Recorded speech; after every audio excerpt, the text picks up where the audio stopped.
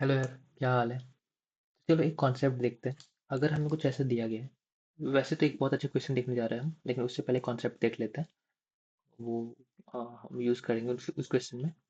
तो let's say हमें कुछ नंबर दिए हुए हैं, 1 2 2 3 4। इसमें दिया हुआ है कि एक नंबर कई बार रिपीटेड है। बेसिकली दिया हुआ है कि एक नंबर 2 बार रिपीटेड है। तो हम कैसे निकालेंगे? इसका जो तरीका होता है, जो मोस्ट ऑप्टिमाइज अप्रोच होता है, वो ये है कि सबसे पहले हमें पता है कि एक्स एक्सोर करो खुद से एक्स से, तो वो 0 बन जाता है। ठीक है। तो अगर मैं ये सारे एक बार रिपीटेड है, ये एक नंबर है जो 2 बार रिपीटेड है। तो अगर मैं इसको एक्सोर कर दूं, 1 2 2 3 4, इनका आपस का तो एक्सोर है ही, उसको मैं एक्सोर कर दूं 1 2 3 4 से। तो क्या होगा? 2 2 कट जाएगा, 1 1 कट जाएगा, 3 3 कट जाएगा, 4 4 कट जाएगा, मेरा बचेगा आंसर 2। बहुत अच्छी बात है, के इक्वल टू 2 में तो काम कर गया मेरा। के इक्वल टू 3 में क्या होगा? के इक्वल टू 3 में लेट्स से एक बार रिपीटेड है, 2 3 बार रिपीटेड है, देन 3 4। यहाँ पे अगर हम एक्सॉर करेंगे तो 1 से 1 कट जाएगा, 2 से 2 कट जाएगा, लेकिन दो और थे वापस में कट जाएंगे। 3 से 3 कट जाएगा, 4 से 4 कट जाएगा। तो भाई सारे कट गए। क्यों? यहाँ पे दिक्कत ये था ना कि रिपीट जो था, रिपीट भी कितने टाइम था? 3 टाइम। राइट। रिपीट था 3 टाइम। ये क्या है? ऑड। और बाकी नंबर कितने बार आ रहे थे? एक बार। वो क्या है? ऑड। तो अगर रिपीटेड एलिमेंट भी ऑड टाइम्स रिपीटेड है और बाकी एलिमेंट भी ऑड टाइम्स है, या फिर रिपीटेड एलिमेंट्स भी इवन टाइम रिपीटेड है, बाकी सब भी इवन टाइम है, तब तुम डिफ्रेंशिएट नहीं करोगे, क्योंकि एक्सऑर करोगे तो सारे के सारे या तो कट जाएंगे या सारे के सारे नहीं कटेंगे। तो ये प्रॉब्लम है। तो सिंपल बात है कि हमें ये पता चला कि अगर एक्सऑर से सॉल्व करना है रिपीटेड प्रॉब्लम को, तो बाकी एलिमेंट्स का रिपीटेशन काउंट डिफरेंट होना चाहिए और हमारा डिफरेंट होना चाहिए। तो 3 केस ले लेते हैं। एक बार, 2 बार, मतलब एक केस में 2 बार रिपीटेड था, तो मैंने किया बस एक बार 1 2 3 4 से एग्जॉर कर दिया। तो मुझे ये इससे कट गया, ये इससे कट गया, ये इससे कट गया, ये इससे कट गया, मुझे आंसर मिल गया 2। ठीक है। सेकंड अप्रोच, सेकंड थिंग कि लेट्स से राइट, तो बाकी सारे 2 2 बार आए थे, 2 एक बार आया था, बाकी 2 2 बार आए थे। यहाँ भी डिफरेंस दिख रहा है, बाकी 2 2 बार आया है, एक एक बार आया है। तो इसको अगर मैं आपस में ही जोर एक्सोर कर दूं, तो 1 1 कट जाएगा, 3 3 कट जाएगा, 4 4 कट जाएगा, आंसर आ जाएगा 2। तो हमें क्या सीखने को मिला एक्सोर वाले अप्रोच के लिए? पहला, जो एक ऑड है बाकी एलिमेंट, तो मेरा एलिमेंट इवन टाइम रिपीट होना चाहिए। बाकी एलिमेंट अगर इवन टाइम आया है, मेरा एलिमेंट ऑड टाइम रिपीट होना चाहिए। दोनों अगर इवन इवन है, ऑड ऑड है, तो नहीं चलेगा। सेकेंड थिंग ये मुझे समझ में आया कि अगर जो एलिमेंट मुझे चाहिए, ठीक है, वो बेसिकली जो एलिमेंट चाहिए मुझे, बाकी सारे उड़ा देना है।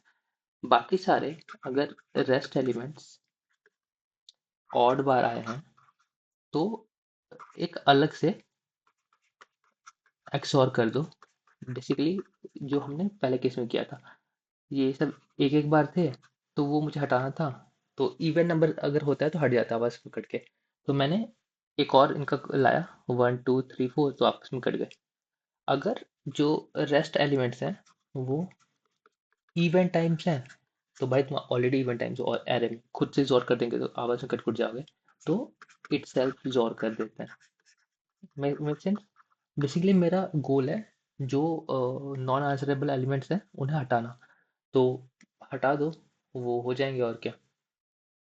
तो ये है फंडा।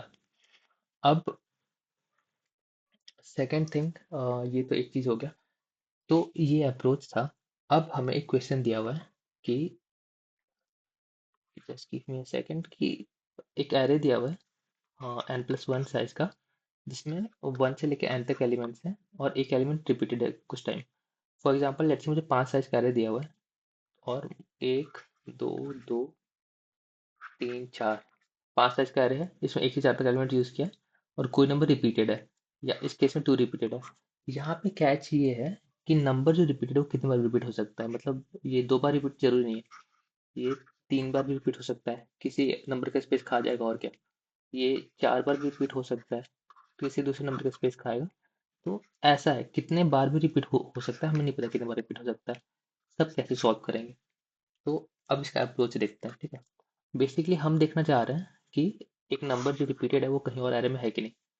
तो एक सिंपल तरीका क्या हुआ, नंबर पकड़ो, एक लेट्स से मैंने 1 पकड़ा, और पूरे एरे में सर्च करो, ऑर्डर ऑफ एन। दूसरा नंबर पकड़ो, उसको पूरे एरे में सर्च करो, जो बेसिकली सिंपल फाइंड अप्रोच होता है। तो जो एक फाइंड अप्रोच हुआ पहला वाला, वो normal big of N square लेता है।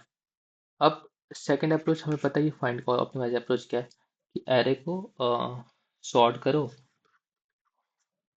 ये सॉर्ट वाला अप्रोच हुआ, एरे को सॉर्ट करो, उसके बाद फाइंड करो। सॉर्ट करने में टाइम कितना लगा, big of N log N. तो एक बार सॉर्ट कर देंगे तो कंसेक्यूटिव एलिमेंट ही मिल जाएंगे, कंसेक्यूटिव एलिमेंट सेम है, इसका मतलब वही रिपीटेड एलिमेंट है। थर्ड अप्रोच क्या है हमारा, फाइंड का हमें पता ही है।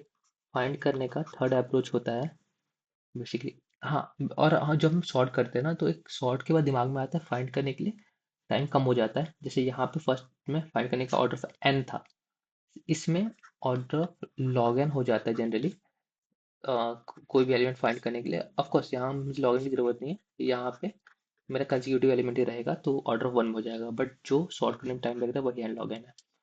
थर्ड अप्रोच होता है हैश मैप यूज करके, राइट।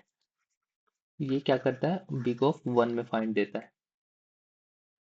तो पहला फाइंड बिग ऑफ एन में देता है, दूसरा बिग ऑफ लॉग एन में देता है, तीसरा बिग ऑफ 1 में देता है। कि बेसिकली मैंने एरे को ट्रैवर्स किया, मैंने 1 को हैश मैप में डाला, मैंने 2 को हैश मैप में डाला, मैंने वापस से 2 पे आया, मैंने देख ऑलरेडी हैश मैप में है, तो यही मेरा आंसर होगा कि यही रिपीटेड है। तो ये तरीका होगा ऑर्डर ऑफ 1। इसमें क्या कैच होता है, स्पेस एक्स्ट्रा लगता है, तो order of N space extra लगता है। तो अब स्पेस हो गया। चौथा तरीका हुआ, ये तो एक नॉर्मल हो गया, ये लाइक हर किसी के लिए एप्लीकेबल है, ये 3 अप्रोच, राइट। तो ये 3 जो है, ये हर किसी के लिए हर फाइंड में एप्लीकेबल है। चौथा हो गया जो हमारा स्पेसिफिक केस है, कि मेरा एलिमेंट दिया हुआ है 1 से n तक, ठीक है। तो यहाँ पे जो हैश का वेरिएशन हम यूज कर सकते थे, वो हैश इन ले सकते थे एक एरे, जिसका साइज होता may be n+1, n+1 size का एरे ले लेते, उसके इंडेक्स पे हैश कर जाते। तो basically this is same as this hash, nothing different. Just अगर बहुत बड़ा इंटरवल ना हो तो हम एक एरे भी ले सकते हैं फॉर हैशिंग। बड़ा इंटरवल ना हो या बहुत स्पार्स इंटरवल ना हो कि ज़्यादातर स्पेस बेकार जाए, तो ये ले सकते हैं। अब फिफ्थ अप्रोच हुआ, 1 से n तक नंबर था, ठीक है। तो फिफ्थ अप्रोच जो है, ये तभी काम, ये बस अगर 2 टाइम रिपीट होता ना, ये दिया होता कि 2 टाइम्स रिपीटेड, तब क्या क्या कर सकते थे। तब इसको मैं मार्क करता हूँ कि ये हमारे लिए काम नहीं करेगा, बट ये इन जनरल काम करता। अगर बस 2 टाइम्स रिपीटेड होता तो क्या करते हम करते कि एक्सॉर वाला हमने जो अप्रोच देखा, कि उसको 1 से एन तक का एक्सॉर में हमारे एक्सॉर को एक्सॉर कर दो, तो मेरा आंसर आ जाएगा, सही है। तो वो यूज कर सकते थे। सिक्स्थ अप्रोच होता हमारा, ये 2 बार रिपीटेड होता, तो लाइक टोटल एरे का सम करते, उसमें N into N, n-1, sorry n+1/2, ये फॉर्मूला होता है ना, n × n+1/2 और सम of 1 to n। 1 to n का सम ले लिया, यहाँ पे जो हमने एरे का सम ले लिया अपने, एरे का सम में 1 to n का सम होगा प्लस एक एलिमेंट एक्स्ट्रा होंगे, तो मुझे आंसर मिल जाएगा कि एलिमेंट एक्स्ट्रा कौन है। तो ये अप्रोच हो गया। अब ये तो तभी अप्रोच करेगा जब 2 टाइम रिपीटेड है, एक्स और नॉट एग्जैक्टली दो, बस हमें पता होना चाहिए कि बाकी एलिमेंट से डिफरेंट है। अगर बाकी एलिमेंट ऑड टाइम रिपीटेड है, तो एक्स और इवन टाइम रिपीटेड है। तो ये 2 अप्रोच हो गए, ये 2 अप्रोच ऑफ कोर्स यहाँ पे हम यूज नहीं कर सकते। अब बहुत इंटरेस्टिंग अप्रोच जो यहाँ पे है, जो एक्चुअली इंटरव्यूअर चाहता है यहाँ पे, अगर एक ऐसा सिनेरियो है कि मेरा पहला कंडीशन जीरो नहीं है और उसके बाद 1 से n तक कंटिन्यूअस एलिमेंट्स है, ठीक है, और उसमें कोई रिपीटेड है, तो क्या है ना भाई, एक साइकिल बनता है। ये याद रखने वाली बात है, मैं समझा दे रहा हूँ, बट याद रखने वाली बात है कि 1 से n तक एलिमेंट है, रिपीटेड है, साइकिल बनता है। एक एग्जांपल ले लेते हैं। एग्जांपल ले लेते हैं कि मेरा मे बी यहाँ पे 1 था, यहाँ पे 5 था, यहाँ पे 4 था, यहाँ पे 2 था, यहाँ पे 3 था, यहाँ पे 2 था। कितना हुआ? 0 1 2 3 4 5, ठीक है। 0 1 2 3 4 5, 6 साइज का एरे है, 5 एलिमेंट हमने लिया है 1 से लेकर 5 तक। तो 1 पे जाओ, ठीक है। तो बेसिकली 1 है तो 1 पे कूदो, 1 इंडेक्स पे। 5 है तो 5 इंडेक्स पे कूदो, ठीक है। 2 है तो 2 इंडेक्स पे कूदो। सॉरी, ये 2 इंडेक्स नहीं है, 2 इंडेक्स यहाँ पे, 2 इंडेक्स पे कूदो। फिर यहाँ पे क्या है? 4, तो 4 इंडेक्स पे कूदो। यहाँ पे क्या है? 3, तो 3 इंडेक्स पे कूदो। फिर यहाँ पे क्या है? 2, तो तुम देखो 2 पे हम पहले जा चुके हैं, 2 इंडेक्स पे पहले जा चुके हैं, लेकिन ये फिर से 2 इंडेक्स पे जाएगा। तो now there is a cycle, now there is a cycle. To make it like simpler, एक सिंपल एग्जाम्पल भी ले लेते हैं। 0 1 2 1, ठीक है। दो साइज का, 3 साइज का एरे है और ये 1 रिपीटेड है। तो 0 1 2, 1 पे गए, 2 पे गए, और ये हो गया मेरा साइकिल। 1 पे फिर से है, ये दोनों, ये वाले जो है वहां से, और ये वाले जो है वहां से, ये दोनों मिलके साइकिल बना रहे हैं। तो एक साइकिल एग्जिस्ट करता है ऐसे केस में। बट गिवन जीरो ना हो, जीरो ना हो वो मैं इसलिए कह रहा हूँ सर, क्योंकि यहाँ पे साइकिल क्यों एग्जिस्ट कर रहा है? सिंपल बात है, साइकिल एग्जिस्ट कर रहा है कि हम मल्टीपल वजह से, हम फॉर एग्जांपल 2 इंडेक्स है, ठीक है, 2 इंडेक्स पे मैं मल्टीपल टाइम्स आया। एक तो एक बार 2 दिखा तो आया, दूसरी बार दूसरा 2 दिखा तो आया, अगर तीसरा 2 हो जाता फिर से आता। तो 2 इंडेक्स पे मैं मल्टीपल टाइम्स आ रहा हूँ। बेसिकली मैं चल रहा था आगे, चल रहा था आगे, चल रहा था आगे, घूम के मैं वापस से यहाँ पे आया हूँ, ठीक है। जहाँ पे मैं पहले एक बार आ चुका था, ऑलरेडी विजिटेड था, मे बी यहाँ पे मुझे 2 दिखा होगा, मैं यहाँ पे आया था, और यहाँ पे मैं किसी वजह से वापस से घूम के विजिटेड पे आया हूँ। तो इसमें साइकिल एग्जिस्ट करता है बेसिकली। एक जगह के लिए 2 इनबाउंड्स आ गए मेरे। इन डिग्री होता है ना, इन डिग्री या इनबाउंड की, 2 वजह से मैं यहाँ पे रीच किया, ठीक है। तो इसलिए साइकिल आ जाता है।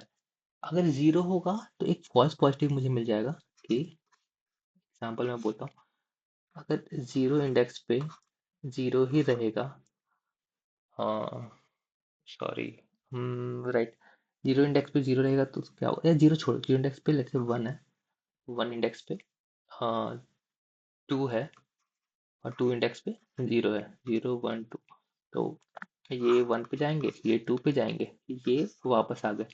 यहाँ पे देखो ये पीरियड था, फिर साइकिल हो गया। साइकिल क्यों हुआ? क्योंकि बाकी सब जगह, बाकी किसी भी इंडेक्स पे 2 इन डिग्री है, बिकॉज एक्चुअल 2 बार वो रिपीट है। जीरो पे 2 इन डिग्री है, एक बार तो जीरो आया सीधे, एक बार तो भाई वहां से हमने स्टार्ट ही किया था जीरो इंडेक्स। तो एक मतलब फ्री फोकट में एक 1 डिग्री, एक डिग्री एक्स्ट्रा आ गई जीरो पे, और जीरो बेचारा बोला कि अब साइकिल बना दिया। तो इसीलिए जीरो नहीं होना चाहिए, और उसके बाद साइकिल एग्जिस्ट करता है। तो ये तो हो गया कि मतलब अगर 1 टू एन नंबर है, जीरो नहीं है, और कोई रिपीटेड साइकिल बनेगा। अब वो साइकिल डिटेक्ट कैसे करें? डिटेक्ट करने का बहुत सिंपल फॉर्म फंडा है, जो लिंक्डइन में था ना हमारा, कि मल्टीपल नोड्स हैं हमारे, और उसके बाद मेरा एक साइकिल क्रिएट होता है, मे बी 1 2 3 4, एक और डाल देते हैं, ठीक है। तो मल्टीपल नोड्स हैं मेरे, साइकिल क्रिएट होता है। तो मैं कैसे डिटेक्ट करता हूँ? स्लो फास्ट पॉइंटर, एक स्लो पॉइंटर होता है यहाँ, एक फास्ट पॉइंटर होता है यहाँ। स्लो यहाँ पहुंचा, फास्ट यहाँ पहुंचा, स्लो यहाँ पहुंचा, फास्ट यहाँ पहुंचा, स्लो यहाँ पहुंचा, फास्ट यहाँ पहुंचा, स्लो यहाँ पहुंचा, फास्ट यहाँ पहुंचा। स्लो यहाँ पहुंचा, फास्ट यहाँ पहुंचा, यहाँ दोनों मिल गए, तो हमें पता हो गया कि साइकिल एग्जिस्ट करता है। अब एग्जैक्ट साइकिल कहाँ पे है वो करने के लिए हम क्या करते हैं, स्लो को वापस से, या कोई भी पॉइंटर को वापस से यहाँ भेजते हैं और सबको एक एक से मूव करते हैं। ये एक मूव हुआ, ये एक मूव हुआ 2 बार, और ये भी 2 बार मूव हुआ, इस बार जहाँ मिले वो साइकिल का पॉइंट होता है। तो सेम काम हम करेंगे, मैं आपको सॉल्यूशन भी दिखा देता हूँ।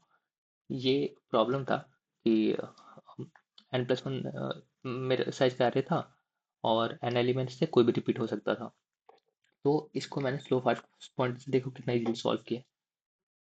मैंने सॉरी यहाँ सॉल्व नहीं किया है, आई गेस यहाँ किया है, राइट। तो ये देखो आप, नॉर्मल मैंने क्या किया, स्लो पॉइंटर लिया, फास्ट पॉइंटर लिया। अब स्टार्टिंग में तो सेम ही रहते हैं, स्लो फास्ट पॉइंटर एक ही जगह पे रहते हैं, तो slow not equal to fast में नहीं लगा सकता था, इसलिए डू वाइल लूप लिया है, वाइल लूप नहीं लिया।